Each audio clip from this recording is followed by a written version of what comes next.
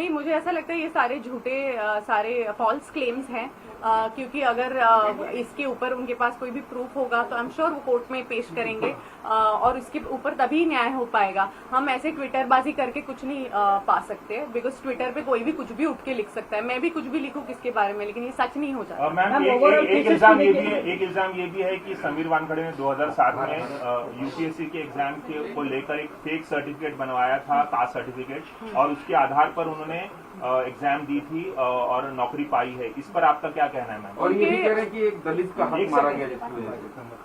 मुझे ऐसा लगता है कि उनके पूरे गांव का आप सर्टिफिकेट देख लीजिए, पूरे उनके वानखेड़े परिवार का आप सर्टिफिकेट देख लीजिए, और जो डैडी ने भी दिखाए थे कल और प्रूफ भी किया है कि उनकी कास्ट ओरिजिनल है। और एक इंसान सर्टिफिकेट बना सकता है ना, पूरा गांव थोड़ी ना बना लेगा सर्टिफिकेट। तो मुझे ऐसा लगता है थोड़ा रिसर्च उसमें तो उनका थोड़ा कम पड़ गया, जरा ज्यादा बेटर प्रिपेयर हो गया। नवाब मलिक का ये भी इल्जाम है कि उनका ऑनलाइन सर्टिफिकेट, सबके बर्थ सर्टिफिकेट अवेलेबल होते हैं इंटरनेट पर, उनका ऑनलाइन सर्टिफिकेट नहीं मिल रहा है। ऐसा क्यों? उनका बर्थ सर्टिफिकेट कहाँ पर है समीर वानखेड़े? तो इनकी रिसर्च टीम फैंटास्टिक रिसर्च करके वो जब लिखते हैं तो उन्होंने और फैंटास्टिक रिसर्च करके वो फाइंड आउट करना चाहिए कि उनका ऑनलाइन सर्टिफिकेट। हमने तो पेश किया ना ऑनलाइन सर्टिफिकेट, उनका जो भी रियल बर्थ सर्टिफिकेट है मेरे फादर इन लॉ दिखा चुके हैं। तो इससे ज्यादा और हम बार बार क्या प्रूव करते रहे? बार बार कितनी बार हम लोग चिल्ला के बोले, इतना नहीं बोल सकते। और शायद आज मैं लास्ट टाइम प्रेस से बात करी, शायद मैं कल से प्रेस से भी बात नहीं करूंगी, क्योंकि हम तंग आ चुके हैं, हम लोग तंग आ चुके हैं रोज रोज एक प्रूफ देते हुए, जबकि मेरा पति झूठा नहीं है। तो क्यों हम लोग सहन करें? We are not going to take this. Of course बाहेर पडतील, आणि मला असं वाटतं की हे आरोप कोर्टात केलेलेच नाही आहेत, हे ट्विटरवर केलेले आरोप. आणि ट्विटर कोर्ट आहे का? तर नाही आहे. तर तुम्ही कोर्टात जर हे आरोप केले आणि ते सिद्ध झाले तर त्यांना आपण गुन्हेगार मानूया ना. मीडिया ट्रायल कशी काय होऊ शकते एखाद्या माणसाची, आणि एखाद्या अशा माणसाची ज्याचा 15 वर्ष रेकॉर्ड क्लीन अँड क्लिअर आहे, त्याच्यावर तुम्ही हे आरोप लावूच शकत नाही. मलिक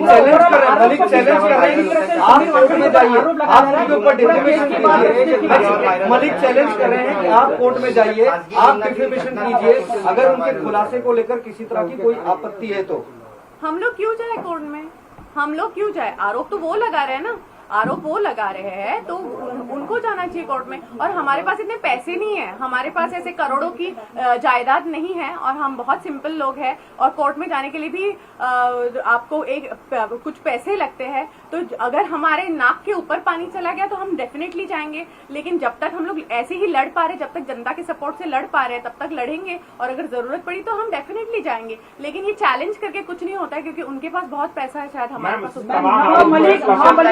क्यों लगा रहे थे? क्या लगता है आपको, क्या वजह आरोप लगाने का? नहीं, मैं उनसे सिर्फ इतना कहना चाहती हूँ कि आपको हम शुभकामनाएं देते हैं, और आपका घर अच्छा रहे, आप सुखी रहे, और हमारे दिल से आपको सिर्फ पॉजिटिविटी है. मुझे ऐसा लगता है कि समीर जी के जॉब और उनकी काम करने की शैली से, क्योंकि वो ऑनेस्ट ऑफिसर है, उससे बहुत लोगों को अड़चन होती होगी, बहुत लोग चाहते कि वो कुर्सी से हट जाए और उनका गुजारा चलता रहे.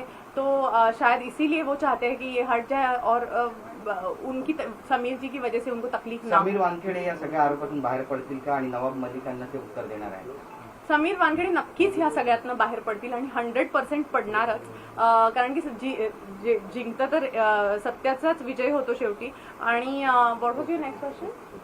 नवाब मलिक यांना उत्तर देणार? मला वाटतं ते उत्तर तर वेळच देईल. आता टाइम विल शो एव्हरीथिंग. हळूहळू सगळ्या गोष्टी, ते अजूनही काय कट कारस्थानात असतील, अजून काय डॉक्युमेंट्स क्रिएट करून अजून त्यांना कशात गोवायचा तर प्रयत्न नक्कीच करणार.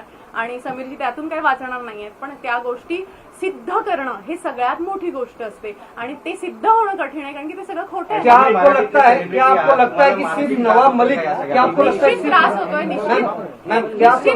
त्रास होतोय, निश्चित त्रास होतो. एक मराठी असल्याचा मला प्रचंड अभिमान आहे, आणि मला माझ्याच महाराष्ट्र स्टेटमध्ये कोणीतरी येऊन घाबरवतं, कोणीतरी येऊन धमक्या देतं, आणि मला इतर वेगवेगळ्या राज्यांमधनं सपोर्टचे मेसेजेस येतात, महाराष्ट्रातनं पण येतात. पण मला असं वाटतं की मला माझ्या राज्यात घाबरलं नाही पाहिजे आणि मला माझ्या राज्यात सेफ वाटलं पाहिजे. आणि मी ह्याचाही स्वागत करते की आपलं महाराष्ट्र स्टेट, सेंट्रल पोलीस हे सगळे मला सिक्युरिटी देतात. आता पण तुम्ही बघितलं तर मी एका गाडीतनं उतरले तर yes definitely they are taking care of अस.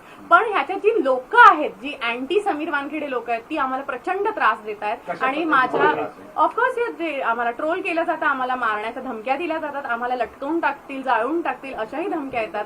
सो मला वाटतं हे सगळं पार्ट अँड पार्सल आहे समीरजींच्या जॉब बद्दल. मैम एक सवाल ये कि क्या नवाब मलिक ही इन सबके पीछे है, क्योंकि मुख्यमंत्री ने भी इस तरह की जो एनसीबी की कार्रवाई थी उसको लेकर सवाल खड़े किए थे. बाद में होम मिनिस्टर ने भी कल जब मीटिंग हुई उसके बाद बयान दिया कि जो लोग इस तरह के कार्य कर रहे हैं लीगल एक्शन उनके ऊपर लिया जाएगा. तो आपको लगता है कि वाकई में सिर्फ नवाब मलिक इसके पीछे हैं या फिर महाराष्ट्र सरकार भी समीर वानखेड़े के पीछे है? मुझे ऐसा लगता है कि उनके पीछे कौन कौन है ये बताने के लिए मैं बहुत छोटी हूँ.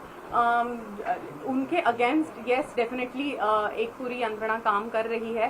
पर आई एम श्योर कि हमारी महाराष्ट्र सरकार इतनी समझदार है और इतनी कोऑपरेटिव है कि वो जरूर जीत सच्चाई की ही करेंगे और वो जरूर समीर जी के साथ खड़े होंगे जब उनको सच्चाई का पता चलेगा. एक बार ये इल्जाम लग रहा है कि समीर वानखेड़े जो है वो बीजेपी की कठपुतली है. केंद्र सरकार जो है महाराष्ट्र सरकार को गिराना चाहती है और समीर वानखेड़े जो है बीजेपी के फेवर में काम कर रहे हैं. और ऐसा कोई इल्जाम है नहीं बहुत बड़ा बॉलीवुड के कलाकारों पर और जानबूझ के उन्हें शिकार बनाया जा रहा है ताकि महाराष्ट्र सरकार को बदनाम किया जाए. ये बहुत बड़ा इल्जाम है. मुझे ऐसा लगता है समीर जी सिर्फ कलाकारों को नहीं पकड़ते हैं. अगर वो 100% में से 3% या 2% कलाकार होंगे, लेकिन बाकी के तो सब रियल ड्रग रिलेटेड डॉन्स है या पेडलर्स है, ऐसे लोगों को ही पकड़ते हैं वो. तो ये बात तो टोटली खारिज हो जाती है कि वो कोई पर्सनल वेंडेटा निकाल रहे हैं. और एंड आई डोंट थिंक कि कोई भी पॉलिटिकल पार्टी इसका फायदा उठा रही है या कोई भी पॉलिटिकल पार्टी से वो रिलेटेड भी है.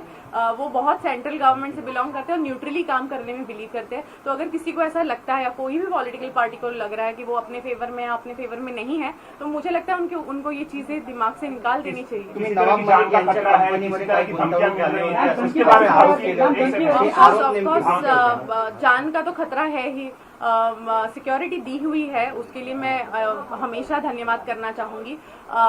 लेकिन ऑफ कोर्स यस हमें जान का खतरा है और मुझे, मेरे बच्चों को, मेरे परिवार को डराया धमकाया जा रहा है. रोज कोई ना कोई मतलब हमेशा ऐसा डर लगा रहता है कि कोई अभी सस्पिशियस व्यक्ति भी हमको दिखता है तो कोई हमें देखता भी है तो ऐसा लग रहा है कि ये ऐसा बार बार क्यों देख रहा है या जो भी है.